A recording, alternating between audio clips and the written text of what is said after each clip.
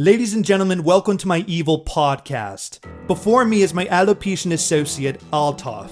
Using this Altaf, we will explore what makes Austin Powers the most charming protagonist in cinema history. His infectious positivity and enthusiasm for all things sex and freedom makes this 90s comedy classic rather timeless, I would say. Once we find out what makes Austin so hip and fly, I will finally have the means to defeat him and take over the world. Ladies and gentlemen, this is Austin Powers, International Man of Mystery. Alopecia assistant? Associate. Wow. I might as well get Will Smith to slap you, man, for that. Yeah, just call him up. Keep Altaf's name out your fucking mouth. Stand up for all alopecians out there. I mean, hey, man, Will did it for us, man. Maybe Will Smith is just really passionate about alopecia. Yeah, he really cares about it. Did you like that? Yeah, Okay, yeah. cool. I made you do this because I wanted this podcast to be your show. As long as I've known you, this has been the movie I feel like, aside from Star Wars, that you quote the most to me. And I feel like this defines our sense of humor, but more specifically, your sense of humor. And so I just wanted this episode to be your show. Okay, cool. Yeah, I know.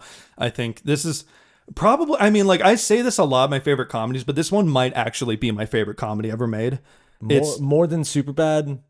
I mean, well, okay, Superbad is like my favorite teen comedy, but in terms of overall comedy, I think in terms of like personal special place to me, whatever, including unapologetic bias, you know, it's definitely Austin Powers. Before we get into that, though, I want to introduce the podcast.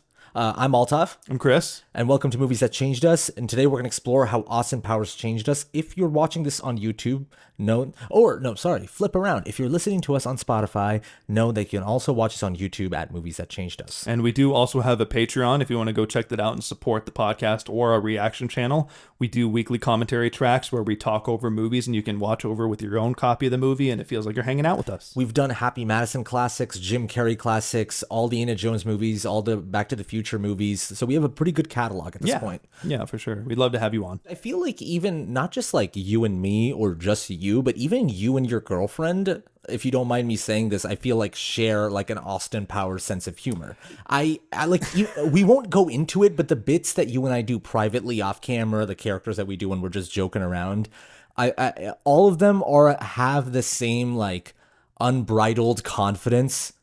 Like all our characters that we do just for fun have like that confidence that Austin Powers has, and like the dumb confidence. Yeah, oh yeah, by far. I think like, you know, this movie is very much, it's one of those movies that I heavily grew up with, and it was formative in my, younger years. Yeah. And I think, I mean, okay, so did you grow up with it? Yeah. Okay, cool. I can't remember if you did or not. Well, okay, my dad showed them to me. I mean, but the thing is, a lot of people did watch these movies as kids, at least for me. And like, I had friends that watched it too. I had friends, not just to jump straight to the third one, but I remember we were both probably like in second grade or something when the third one came out. Oh, I mean, like, I feel like Behave Baby and Groovy and all that stuff. I mean, I just heard, like, for most of my life.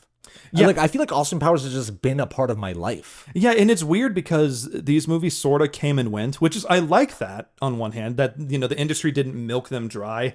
You know what I'm saying? But a lot of younger generations just don't really know or care about Austin Powers the same way that we do. Is that true? Yeah, completely.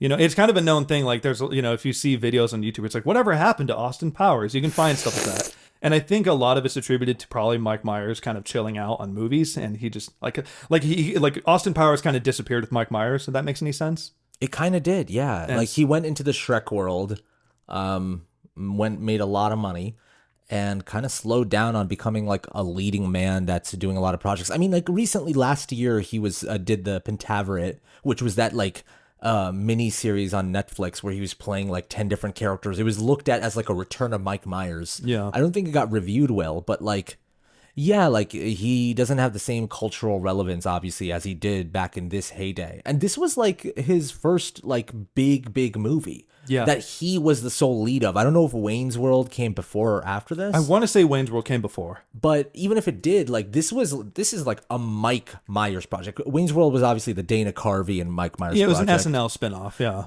But this was a Mike Meyers project through and through. It was him pitching it to Jay Roach. There's a great, for you and also for our listeners, there's a great like oral history that Hollywood Reporter put out, and they interviewed everyone that was basically a part of International Man of Mystery. So Jay Roach, Mike Meyers, Elizabeth Hurley. They even got the guy who played the blackjack dealer. Okay. You know, like you have 17, sir. Robert Wagner, who plays number 2.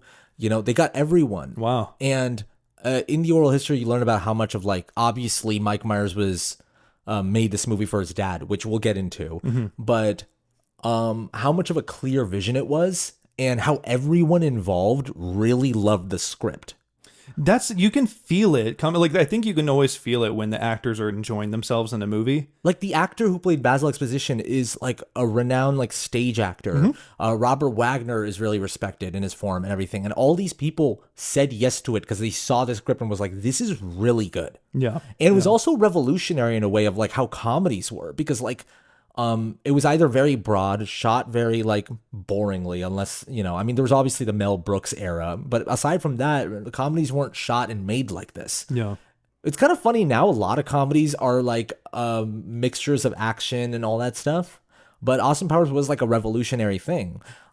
It's interesting to hear about, just because to put it into context for people who are not as like close to Austin Powers as you and I are, this was a huge thing. Yeah. I mean, it's a cultural staple. I mean, anyone that grew up around this time, you know, older than us and probably onwards, you know, have heard of Austin Powers in passing somewhere, heard a reference. He has such a distinct, unique personality that's clearly a spoof of the 60s counterculture, you know, Beatlemania. It's so easy to catch on to references. It's almost like kind of a little trigger word for me. Like, you know this, that anytime people reference Austin Powers, I'm immediately like electric. Yeah, well, I light up and I start referencing. Where, like, I feel like if we were having a conversation, I casually mention Austin Powers. Now you have forgotten what the conversation you and I were having, and you're going into quotes in your mind. Yeah, just to really put into perspective for listeners and viewers, like how excited I get over this movie. There's only a couple things I get like that over. And I feel like in in reactions and podcasts, you've mentioned Austin Powers as a reference point. Yeah, you know what I mean. And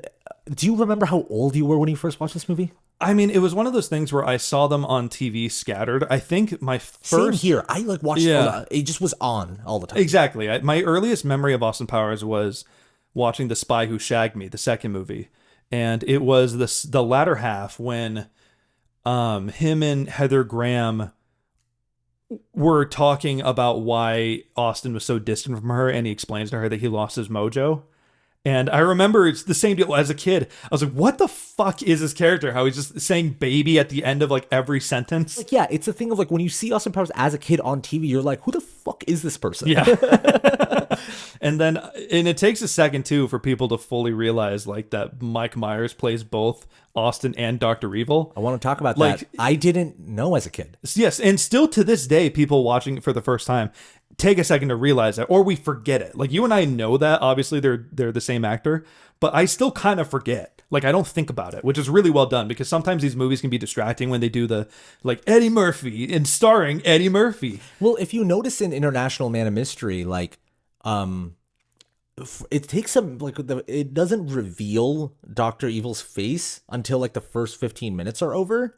But when it shows Dr. Evil, it's either showing him covered with fog when he's getting into the cryogenic chamber, or when he's like doing as a sharpshooter in the club. That's just a straight up different actor. Yeah, they use straight up a different person. And I kind of, it's kind of funny that it's just like a different actor, but also it's kind of clever to just be like, we're not going to reveal that it's Mike Meyers until like it's absolutely necessary. Yeah. And when you're watching International Man of Mystery and then you see him after he like takes Mustafa down to the like fiery chamber, and he was like, we need to know the consequences of our actions. And it's this like big reveal. I will not tolerate insolence. I know. But yeah, it's like they're dynamic together. Yeah. Even though in this one they interact very little, but like, they just feel like different people. It is truly an amazing performance. Yeah, and I think the performances are completely different. That's the obvious reason why. I also think that both plot lines are equally interesting. Like we find ourselves just as invested in Dr. Evil and his relationship with Scott, and obviously in the second movie they expand on it brilliantly with Mini-Me being a replacement for Scott, all that. But like all three movies, the plot line with Dr. Evil and fatherhood and being like a traditional yuppie dad kind of thing is like just as engaging as Austin Powers and his love life and him trying to get to the bottom of the mystery. This is a big, like, I mean, considering the fact that like Mike Meyers wrote this for his dad, this series is a big father and son series. You know what I mean? Yeah. But it also works because the reason both storylines are interesting is because both Austin and Dr. Evil are going through similar journeys, especially this one, where they're both men out of time, trying to deal with this new era. Yeah. Dr. Evil is introduced to his son Scott and has to learn that like he has to like actually work to be a better father, and also like Austin Powers has to learn that like, okay, monogamy is okay, sexual freedom looks kind of different nowadays, like, and protection's important, all that kind of stuff, you know? Yeah, being responsible. I mean, those bloody sailors should have worn protection. They go from port to port. He says it so seriously too. He's like, well, no, so they should. They go from port to port. Like, he's so idiots. pissed off. It's the only time where you see him angry. I remember I was reading through Reddit threads out of curiosity from seeing if people thought that this movie held up or kind of what some general consensus was. So the natural place to go would be Reddit, of course. No, but actually a lot of the people there, you know, and in general, even articles, not just Reddit, but say that this movie does hold up tremendously well, you know, because a lot of the themes that it explores are kind of ironic because it's about how outdated a lot of these tropes are. You know what I mean? It parodies the tropes of spy movies and then a lot of the cultural values of the 60s and how different they are now. Well, speaking on that, I wrote down in the notes, I think you might have seen it. I was just like, this movie could be looked at as an argument against boomers who always complain about woke culture. Yeah. You know what I mean? Well, exactly. I think that's what makes the movie timeless. That's why I said that in the synopsis, because like, you know, it's a celebration, but also clearly the jokes are at Austin's expense because he's this bumbling, you know, idiot at the same time as being hilarious and like loving and whatever. He's like a super happy guy, but he is very bumbling, you know, which is what makes him fun to watch. But Dr. Evil in this comparison is like that boomer that's always complaining that the line that he says, there's nothing more pathetic than an aging hipster. Exactly. And he has a son that's like the most stereotypical Gen X slacker. Every time he comes out of the room, there's this rock music playing. He's wearing a Kurt Cobain shirt. It's like, he has like blue hair. Or no, the second movie he has blue hair. Give me a hug. Him like waddling around behind his son trying to get a hug is like so funny. Don't look at me like I'm frickin' Frankenstein. Give me a hug. I'm hip. He does the Macarena. But yeah, he says that line is like, there's nothing more pathetic than an aging hipster. Yeah. If freedom has failed or whatever to Austin Powers. And Austin Powers has this whole like thing, and I wrote it down. If we'd known the consequences of our sexual liberation, we would have done things differently, but the spirit would have remained the same. It's freedom, baby. Yeah. And that's the movie. Exactly. And I think the first movie in particular celebrates that and has a more focused theme than any of the other sequels. Yes, the second one, I would argue the second one has like a more a focused story and a theme. It's just different. It's not as cultural and time related. It's more. I mean, like. The second one is a lot about like loving yourself and everything. Exactly. I know people watching this are kind of probably surprised that we're looking into Austin Powers in such a deep way, but this proves that this is kind of meaningful to us. Yeah, to me, that's what makes the movie special, because it's more than just a bunch of laughs and fart jokes and whatever. It's more than just like, shall we shag now or shag later? Yeah, there's a reason we're so charmed by these movies and the protagonist. You know, he is probably one of the most iconic protagonists to me, even down to the music. You know, his theme song I would put next to, like, equivalent to Austin Powers, what the Imperial March is to Darth Vader or something. You know what I'm saying? Like, to me, I'm like, the soundtrack, when you hear, even when they're cutting to Dr. Evil, that like, da, na, na, na, na, na, na, you know, that stuff, to me, it's just as iconic. Yeah. No, you're right. I mean, like, my instinct is to argue against you when you mentioned the Imperial March thing, but I'm just like, da-na-na-na-na, and I'm immediately there. Yeah, exactly. You're put in the headspace of Austin Powers. So I want to go through some like behind the scenes stuff, because I just think it's fascinating to add some context to this movie. Okay. he had the idea, basically wrote it in 2 weeks. Yeah. This movie, like, it just came out of him. His father, obviously, like, he has a quote in the Hollywood Reporter oral history that I'm just going to read out just because he says it better than I could sum up. After my dad died in 1991, I was taking stock of his influence on me as a person and his influence on me with comedy in general.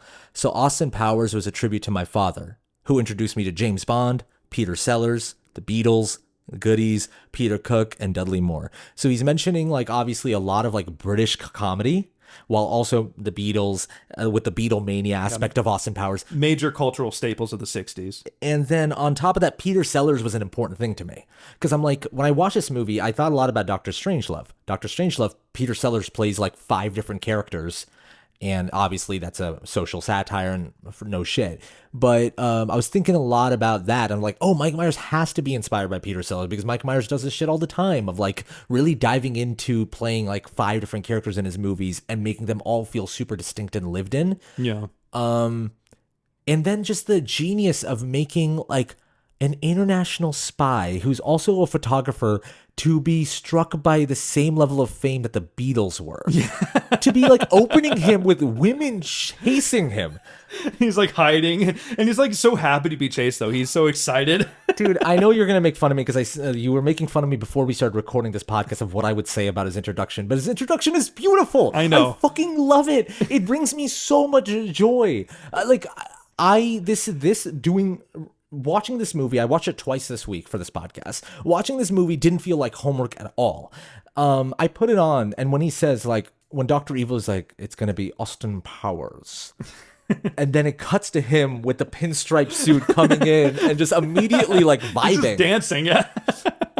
I am addicted to these type of characters in movies. Yeah. These type of characters are, like, the reason I love movies. It's the reason why I fell in love when I watched Beverly Hills Cop. I fell in love with Axel Foley on our channel.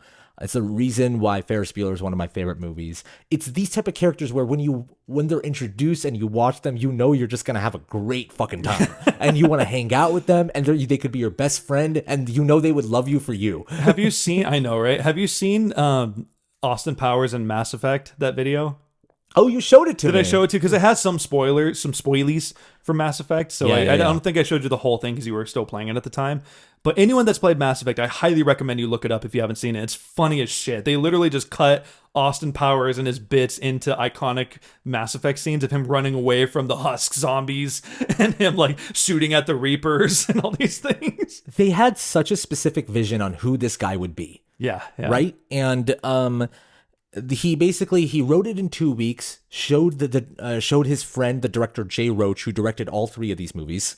And Jay Roach basically gave like 10 pages of notes, and Mike Myers said everything he gave me notes on made the movie better. And so he was like, Jay immediately got it. And Jay Roach was like, yeah, I basically tried to tighten it up. And then me and Mike would have conversations. And Mike Myers said, Jay and I would sit around and think, what if Austin Powers were based on an obscure British comic book that we were turning into a movie? Like, so we had that kind of comic book bigness. But yeah, and they were like, no, let's treat him like a real James Bond type figure. And he'll be goofy and funny, but let's like try to make him a person. Yeah. Even though he's the most insane person you've met. Like my favorite bit in the intro is when he's running away from the women and he turns a corner and then you hear screaming again. He turns around and then he has a whole band that he's leading. Or when he dances with the cop too. Yeah, it's just like, oh, everyone around him has a good time. Oh yeah, exactly. Men too. It's not just like a pure sex thing, you know. When he goes on that date with Elizabeth Hurley, it's just like I was thinking about it. I'm like, oh, he would be an amazing date. Whether you want to sleep with him or not, you know you would have a fucking blast. Ladies and gentlemen, Mr. Burt Bacharach. And that to me, it's just as well that song, you know, the world needs love, love needs love, you know, that song. I think that's in all 3 of the movies. If I remember, or Burt Bacharach's definitely in the second one.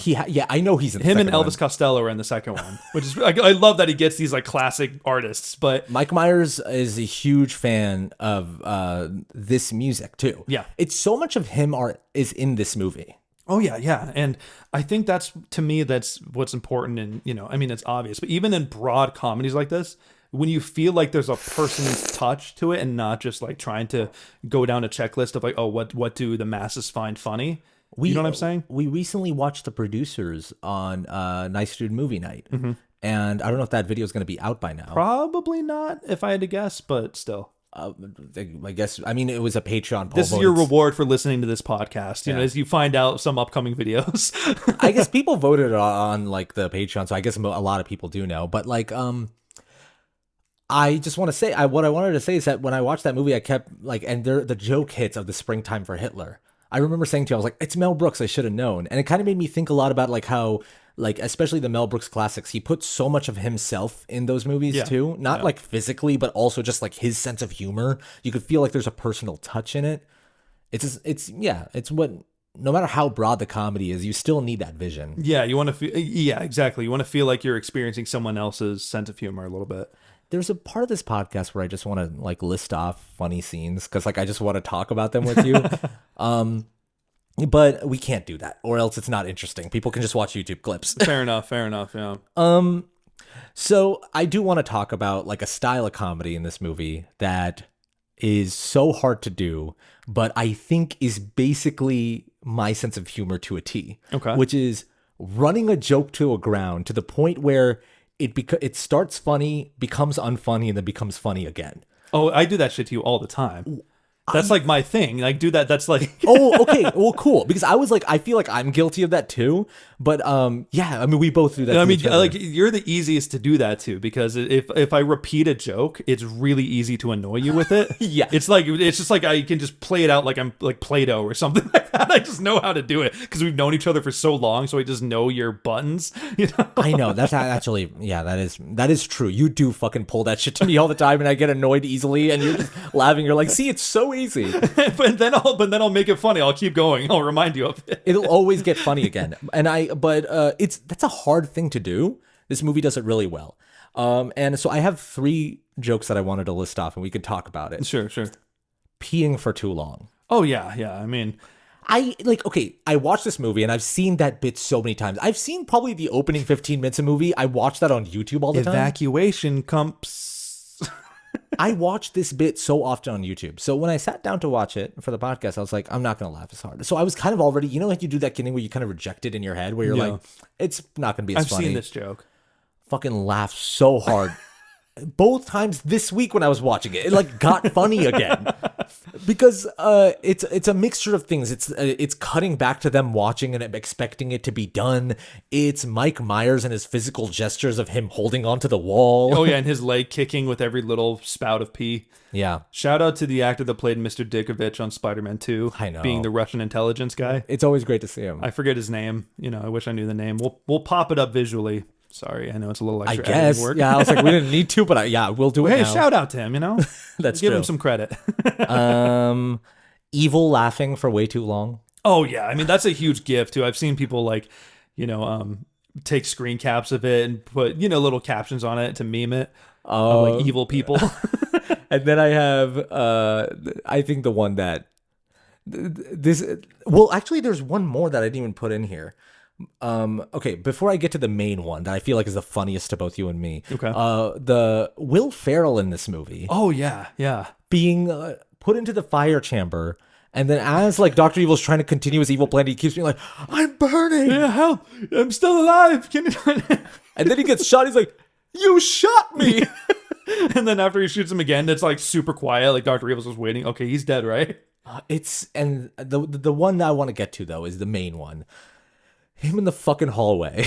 Oh, yeah. I mean, yeah. It's so fucking funny. Nothing's been funnier. I think it's a mixture of him like turning around each time. Oh, yeah. It's definitely like the elbow turn. Like he's looking where he's going, but he has like fucking 6 inches of space behind him. You and I have watched this movie many times together, and you always mention you're just like, he could just like reverse backwards. It could have been so simple. It's the buildup too. It's definitely the buildup of how like real it looked, where he just. Like he just keeps kind of back, like you can tell he's trying, and then like when he backs into the wall, he forgets to shift it back into drive, so he reverses again, and then he like fixes it. And then it'll cut back to Dr. Evil, and then it'll cut back to Austin Powers still trying in the hallway. I think my favorite joke in the movie is still the blackjack scene. Like that part still, his delivery of that joke is so fucking funny. The way he looks so cocky. So here's the thing about that blackjack scene though. So I went to Vegas recently playing blackjack because when I go there, I don't do the slot machines. No matter, even if I have a little money to throw away, I still like to be at the tables. Sure. It's just more fun. I like the social aspect of that. But the thing with blackjacks in Vegas or any casino you go to, they're not supposed to like lean you one way or another. Yeah, they're yeah, actually of supposed to be quiet. And if a table gets too hot, the pit boss will come in and change up the dealer just because it's like this table's too hot. Let's change up the dealer and everything. So the fact that also the dealer's being like, "Are you sure, sir? You have 17, sir." They would never say that, but it's so funny. He's like, "I love to live dangerously," and he gets 5, and he's like, "I'll stay." And he says it so confidently. He looks and he's like I'm really, pushing the envelope here. But it's after that is why I think this character is so intoxicating. Yeah. Is he obviously loses, and then he's like, "Well, I ain't gonna lie, cards are not my bag, baby." Like he's not fazed by his failure. He's not insecure about it. Yeah, he's like, "All right, well, I'm not that good at that, so I didn't pretend to be." And it's probably because he's just not self-aware. But it's so brilliant. But those kind of characters are so much fun to watch. Yeah, I know. I mean, like, out of curiosity, okay, so I'm going to ask like kind of a boomery question, but what kind of culture shock do you think Austin Powers would be going through if he was thought out today? What kind of culture shock? Yeah, the way he went through the culture shock of the 90s, What are some new things that are out nowadays? If Dr. Evil came out and they had to thaw him out in 2024. Austin would definitely be trying to get in on like a lot TikTok dances. Yeah, the internet. Oh, yeah, I know. The internet in general would just be the biggest one, in my opinion. Yeah, the internet's like, you can't escape from that. I think like Dr. Evil would definitely be having a podcast with Frau Fabissina and number 2. Like he would start like an impulsive style podcast. And like I think his evil plan would be shilling out merch to his audience. It's average. His evil merch, and it has a little logo on it, and Mini-Me's wearing it. Here's another thing about this movie is that like you and I love this movie. International Man of Mystery is one of the great comedies. Yeah. And we're very clear on that. Spy Who Shagged Me is probably our favorite movie of the series. And it's insane. We talk about it all the time privately. Spy Who Shagged Me has all the bits that people remember of Austin Powers. Fat Bastard and Mini-Me. Fat Bastard, Mini-Me, the whole gag of just like, those are huge cantaloupes. Oh yeah, you're talking. Well, yeah, the first time they do it is in Spy Who Shagged Me, and it was a penis joke. Is when they're like, it looks like a huge Johnson when it cuts out. I'm referencing the third one. The third one's when it's boobs. That's right. But still, yeah. I'm so sorry. Just keeping track of the lore of Austin Powers. And then, and then also like the whole Dr. Evil and Mini-Me rap song that they do together, like all the iconic bits. Even the quotations that Dr. Evil does. I know I did them in the synopsis just to keep it spicy or whatever, but he doesn't do the quotations in the first movie, I don't think. So imagine like watching this movie and being like, that's amazing, but that's also a lightning in a bottle, right? And then the second one's better and has like the most iconic bits. Crazy. If this one does well, I definitely want to do Spy Who Shagged Me again. Or like do a podcast on Spy Who Shagged Me, because I think that is our favorite one. Yeah. But this one is fucking rocks, man. Like every scene is good. Like every scene was funny and interesting. And like you said, when it cuts back to different storylines, I was just as interested. It's like kind of a 5-star movie. Yeah, it really is. And I think the critical difference, which we already kind of touched on, but I think the second one we love more for just pure laughs. But I actually do believe the first one's stronger as like a movie with something to say, as like an art piece, Yes. And it's weird to say that. It's weird to call it an art piece because it's also a movie where he drowns a man in a toilet while the guy next to him saying, "Hey, you show that turd who's boss." But it is like a... Tom Arnold's so good in that scene. I know, but just let me finish my thought before I get into it. Sorry. But I was just going to say, like, it is strange to say, but it is like a focused and complete movie with like a genuinely good spirit that does feel like, like you watch and you're like, wow, there is something to take from this. Like the joy and enthusiasm this guy has, where it's like his, enthusiasm for counterculture, anti-capitalism, whatever, is timeless. Like even in the 90s, he has a great time. Totally. Like it's kind of that thing of just like, if you embrace the time you're in an age where like everyone wishes they were in the 80s or in the fucking, it was better back then. If you learn to embrace the best parts about the time you're in, you can enjoy yourself in a way. And there's always going to be like any time period, there's always going to be things that are bad in this world. but you also have to learn to appreciate the present in a way. It's funny because I don't mean to repeat myself, but I do think that not a lot of people are expecting us to get this deep about Austin Powers, but it is what you said. It's like, this is the reason why this movie is so charming to us. Yeah, oh, big time. I mean, like, you know, I think really what it comes down to at the end of the day is like, yeah, there's things that Austin Powers learns, but the end of it, when he says at the end, like you mentioned, it's freedom and responsibility, all of it's groovy. But I think it can be applied to any time period, that type of like enthusiasm. You know what I mean? Because I think to me, at the end of the day, whatever your generation is, has its own problems. It really comes down to the self, like being the change you want to see in the world. That's pretty groovy, baby. Yeah, so it's like Austin Powers, like he can only change himself, and we can only change ourselves. You can't change other people, you can't change culture or anything like that. You can only change yourself. Totally. You were telling me when you were watching this with your girlfriend for the 90th time, which I just want to mention that you and your girlfriend will just put on Austin Powers very often. Yeah, we do watch this movie a lot. You were telling me that you and your girlfriend were laughing a lot with a lot of like the Dr. Evil portions of the movie. Yeah, Dr. Evil is, if you just want to get into Dr. Evil, I mean, he's such a brilliant character because obviously he's the antithesis of Austin Powers, right? Where he's supposed to represent greed and corruption and whatever, yuppie culture essentially. And that's what makes his plot line with Scott so funny, because he has like a disappointing son that's like rebellious, Yeah. But it's also his tiny little mannerisms of him constantly being a little uncomfortable, which is what makes him so opposite to Austin Powers. Like when he's in like that, like that plastic hazmat looking suit towards the end of the movie, how he can't put his pinky up anymore and he can't rest his hand on the little stand because it's like his gloves feel weird. See, it's stuff like that where I'm like, how did Mike Meyers just figure out that would be funny? Yeah. It's like when he gives the cat to Random Task, and then Random Task accidentally pulls his arm, and then Dr. Evil has to kind of scurry forward again. That's so funny, but how do you think of something like that? And again, it's the complete opposite of Austin Powers. That's another kind of subliminal thing that I think the movie does really well. Dr. Evil, when he's in a room, he's extremely uncomfortable and tightly wound. Austin Power enters the fucking casino saying hi to everyone. He's like, yeah, baby, there. Hey, there you are. Do I know you? No, but you're there. Yeah, exactly. And like even when towards the end, when they're all sitting in a circle and Dr. Evil asks what Scott did today and what he's going to do tonight, he's like, oh, well, there's a good titty movie on Skinamax. And Dr. Evil's like, and that's how you want to live your life. And it cuts to Austin kind of smiling, like kind of nodding a little like, yeah, that's what he wants to do. Like, that's cool. Like, I don't know if you caught that small little shot while and Scott's like, well, yeah, and Dr. Evil gets ready to kill him. I think what also makes Dr. Evil great is the people around him. Number two, obviously, like Robert Wagner plays this character so fucking straight. That's what's so funny about it. Yeah. Seth Green as Scott Evil. Seth Green said in the oral history, he said that like, when I read the script, I thought what the funniest thing would be is if I played it completely straight as a son that doesn't like acknowledge his father. So he's like, if you look at me, I'm in a drama.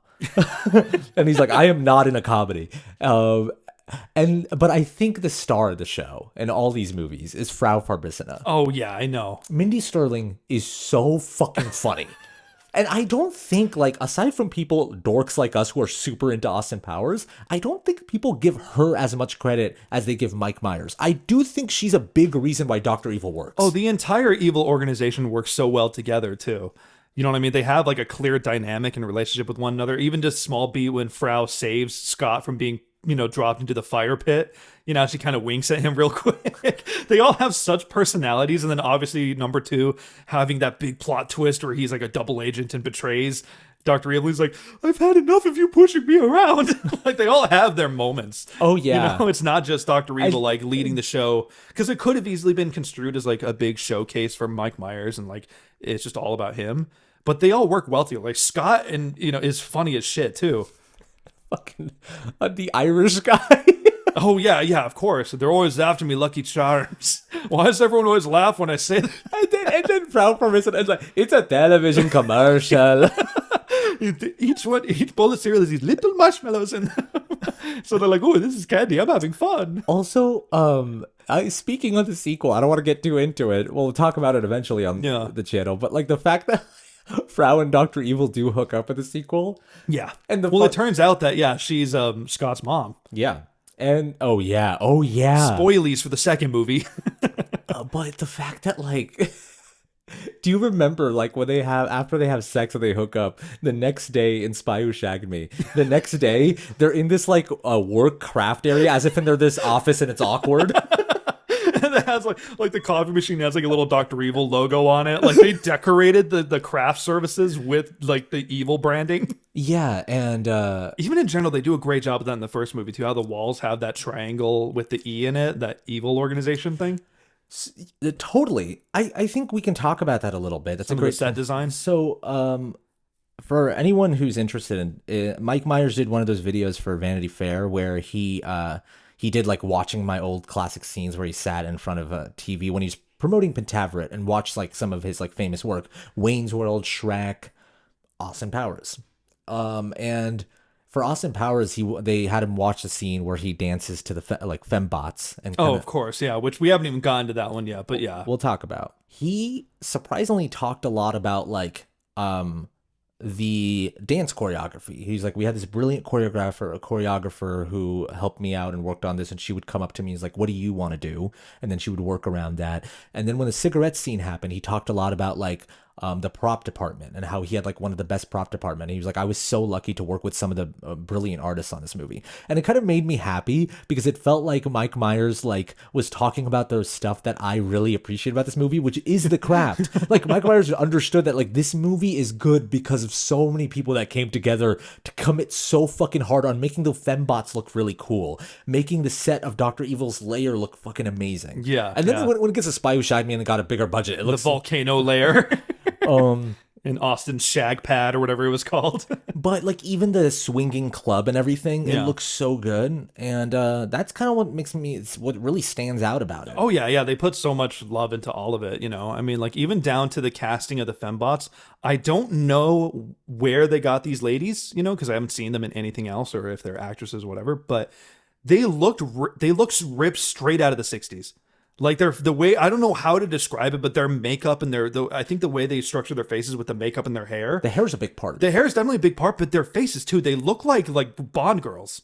You know what I mean? We should mention, we haven't even talked about it. Yeah. We should mention very quickly that 2 years ago for Halloween. Oh yeah, we haven't even mentioned that. Well, is it okay if I pull up a picture here?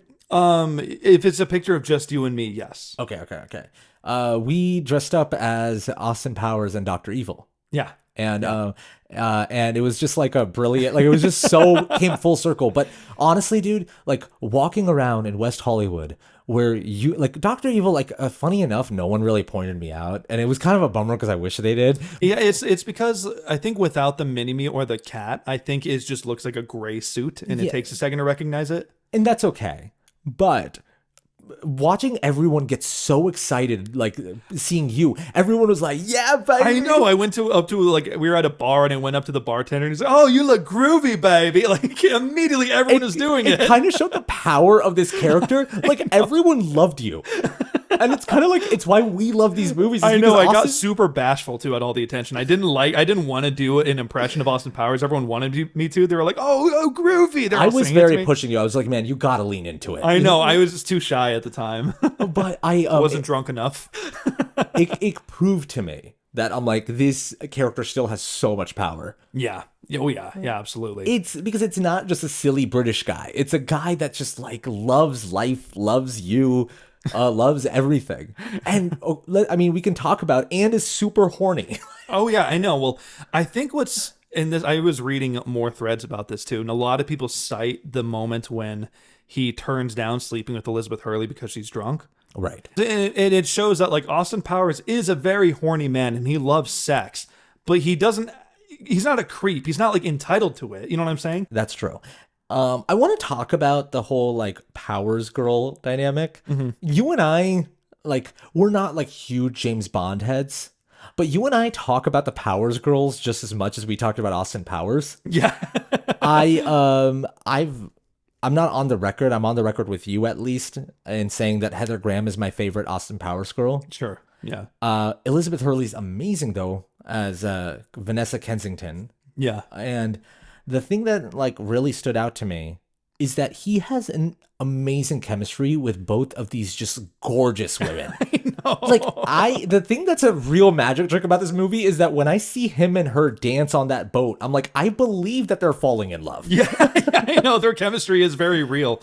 You know, the way she calls him out on things. And she's also like a professional and is like better at her job than Austin is at his job. It's not the Adam Sandler thing where he's just pairing up with like a very gorgeous woman. It's like, all right, you're just with Salma Hayek. Like with Austin Powers and Vanessa, it just feels like, oh, I could see them as a couple. Well, yeah, and she contributes to the plot, and they're both badass spies, too. They make her capable at her job, too, which is, like, important to their chemistry. She's extremely competent. Exactly, and they do a really good job changing it up in the second one with Heather Graham, who's an American spy, and, you know, Felicity Shagwell.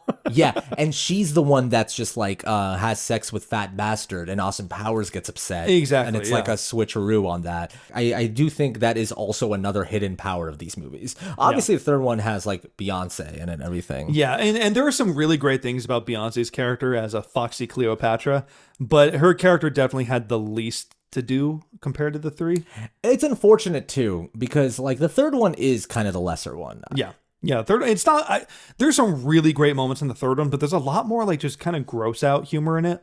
It's weird. I mean, the second one also punches out the gross out humor. I mean, he's literally eating shit. Yeah, he eats shit, and then obviously Fat Bastard talking about the shits that he's taking and all this stuff. You know, don't get me wrong. The first one doesn't have as much of that. It has a little bit, but not as much. The third one is like goes pretty far, you know, with like the shit jokes, and then like Fat Bastard throwing his little cod piece in the thing right on Austin's face. Yeah, and then Goldmember eating his dead skin.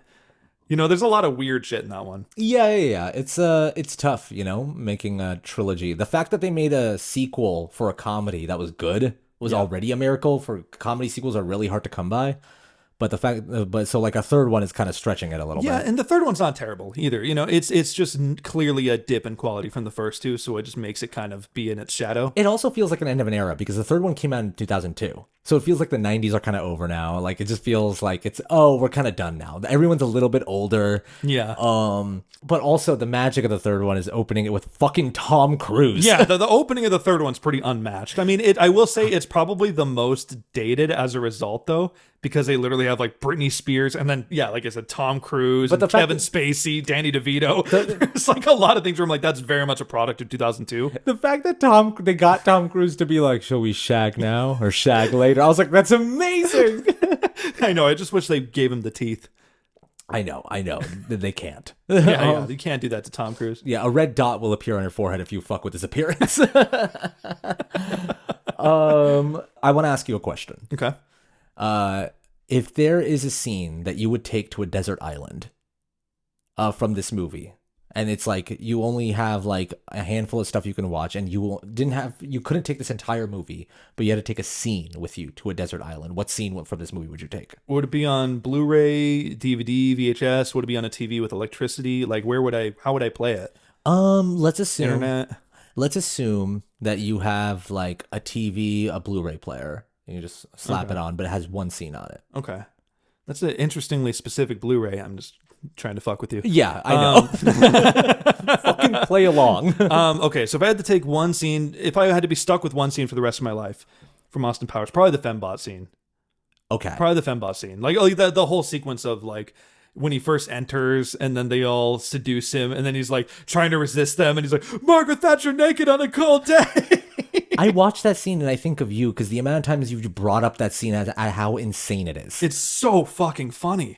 It's like just the idea that Austin Powers is so sexy that these robots designed to seduce men explode at like just the concept of Austin Powers taking his clothes off and dancing with his little British flag underwear while the when I think about you I touch myself playing. There's many layers to it too, because I remember Mike Meyers talking about it and he was saying how like the chest hair aspect of Austin Powers, which is pretty iconic. He said that he got that from like watching a lot of like Sean Connery, James Bond movies, and he was like, watching Sean Connery's movies, it's like you're watching part man, part beast. That man had so much chest hair.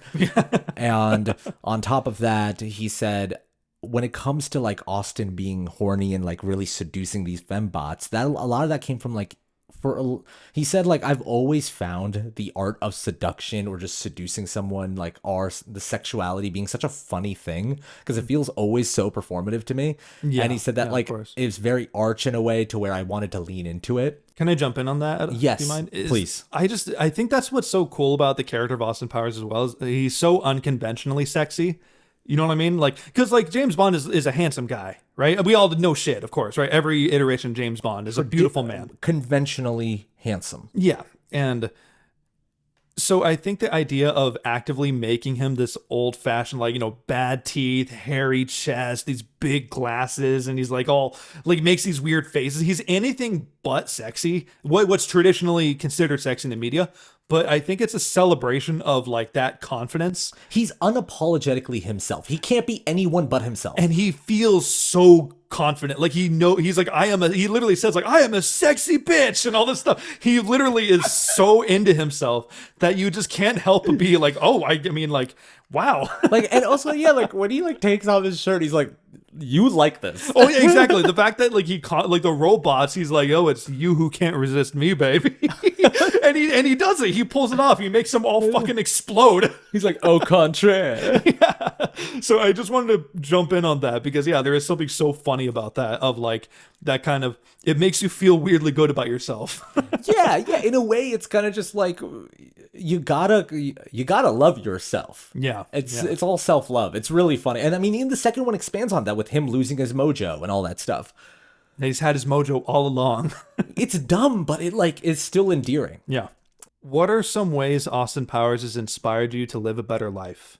Okay, so because we've had some conversations about like, you know, our battles with like, you know, cynicism with, you know, the world and society. And is there anything about? Well, do you want to save that to the end when we answer the question of how movies that change? Sure, yeah. Let's get into it then. Yeah. Okay, cool. That footnote, you know, let's put a pin on it, as they say. We'll circle back. What are some others?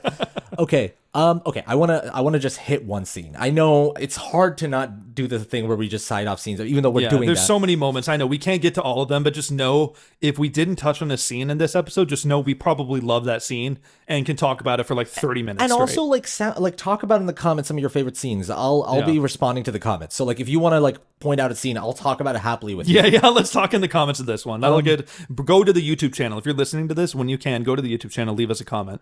I want to talk about the group therapy scene. Oh, yeah, of course, with Carrie Fisher. I mean, yeah. So Carrie Fisher is in this movie, and she's so funny in her own right. If you see her in talk shows, Carrie Fisher is really funny. So she understands that what she has to do is play a very interested therapist. Oh, yeah, how she's like, isn't that powerful? I mean, he said, take over the world. Yeah. That's how we all feel sometimes. Yes, exactly. She delivers it. She's like, who's going to take over the world when I die? I got to say, this is a group therapy session of just fathers and sons. Oh, yeah, exactly. So I also love how there's no context of why they're there. Yeah. Like, it's a scene that feels like it was added last minute in a good way. But it's also just funny that it just cuts to it. There's no, like, Frau being like, you need to take him to therapy. You guys need to figure this out. There's none of that. It just cuts to them there. Yeah. It's just elaborating on their relationship. I'm just gonna, I just need to read this a little bit. Are you just gonna read Dr. Evil's speech? Not the whole thing. Okay. But I think I know what line you're gonna go for. But yeah, just read it anyway for the listeners, because I know, because you've cited this to me a lot, and I know how special it is to you. So it is honestly one of the funniest monologues ever. Like if Mike Meyers wrote this, he should have gotten nominated for an Oscar for just screenplay. For that scene alone. They would show this in the like Academy nomination speech. It's fucking amazing. It is the most absurd things a man could say. Please, let's hear about your childhood, as Carrie Fisher would say. And then everyone's kind of egging him on, like, come on. And he stands up. Oh, yeah, he gets up for this speech. And he says, very well, where do I begin? My father was a relentlessly self-improving boulangerie owner from Belgium with low-grade narcolepsy and a penchant for buggery. My mother was a 15-year-old French prostitute named Chloe with webbed feet. My father would womanize. He would drink. He would make outrageous claims like he invented the question mark. Sometimes he would accuse chestnuts of being lazy. The sort of general malaise that only the genius possess and the insane lament. My childhood was typical. Summers in Rangoon, luge lessons in the spring. We would make meat helmets. Like, I like the way he delivers it because now he's like kind of nostalgic about it. Oh yeah, he's like kind of reliving it. When I was insolent, I was placed in a burlap bag and beaten with reeds. Pretty standard, really. At the age of 12, I received my first scribe. I'm just going to finish this off. We're already here. Yeah. At the age of 14, a Zoroastrian named Vilma ritualistically shaved my testicles. At the age of 18, I went off to evil medical school. At the age of 25, I took tap dancing. I wanted to be a quadruple threat. An actor, dancer. We have to stop. Yeah. I wanted to be a quadruple threat. Oh, doesn't he say too when he says that she ritualistically shaved my testicles? It's like, there's really quite nothing like a shorn scrotum. It's breathtaking. And then it cuts to like... I recommend it. It cuts to the other dads being like, okay. Oh, man. Yeah. I'm glad we gave that scene some love. Because the line of sometimes you would accuse chestnuts of being lazy is so fucking funny. my mother was a 15-year-old named prostitute who had webbed feet. That scene just kills me, man. I just I knew I was like, I'm not going to just read off the whole monologue. And then we sort of did anyway. It's so funny. This is my desert island scene. yeah, fair enough. But yeah, man, this movie fucking rocks. And I think we can get to the end. Okay, cool. Do you want to discuss the third act a little bit? Can I give one quick shout out, just a small little shout out? I forget the name of the actor, the one that's from Mad TV making his cameo when he gets run over by the steamroller. Oh, I don't know the name of the actor. You actor. know what I'm talking about, right? When he's like, stop! And he's like 50 feet away, and they're like, move! No, stop! And they like really crush him. Did you know there's deleted scenes for him and for the guard that they dunked into the mutated sea bass, the ill-tempered mutated sea bass, when he gets his head eaten off? Right. They have deleted scenes, and including one with Rob Lowe, funny enough. But Rob Lowe in International Man of Mystery? Yeah, he was in a deleted scene, and then they brought him back for the second one. Really? As young number 2, yeah. Oh, wow. But it's where basically, like, it like cuts away to their families getting calls, like, separately, just being like, I just found out he was decapitated by mutated sea bass. And then it comes back to, like, a mom and a son being like, your father was run over by a steamroller. It does this like big dramatic cutaway of like these guards having like their own home lives.